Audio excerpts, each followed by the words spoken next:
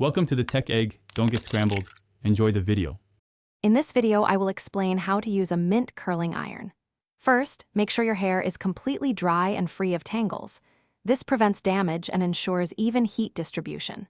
Next, generously apply a good heat protectant spray from roots to ends. This crucial step shields your hair from the curling iron's heat. Finally, section your hair into manageable 1-inch to 2-inch pieces, securing them with clips.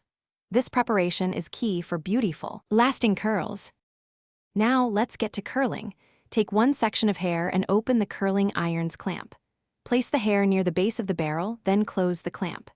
Carefully wrap the rest of the hair around the barrel, away from your face. Hold it for about 5 to 10 seconds. Finer hair needs less time, while thicker hair might need a bit more. Then, open the clamp and gently slide the beautiful curl off the barrel.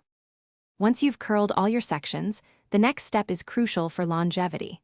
Let each curl cool completely before you touch it. This allows the curl to set and hold its shape much better. After cooling, gently run your fingers through your hair to separate the curls for a softer, more natural look. Finish with a light mist of hairspray to lock in your gorgeous style, ensuring your curls last all day long.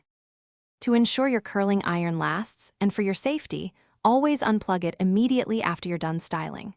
Let it cool down completely on a heat-resistant mat or surface before storing. This prevents accidental burns or damage. Regularly wipe the barrel with a damp cloth to remove any hair product residue, keeping it clean and efficient. Store your iron in a dry, safe place, ready for your next beautiful hair day. Thanks for watching. Consider subscribing if I helped unscramble your problems.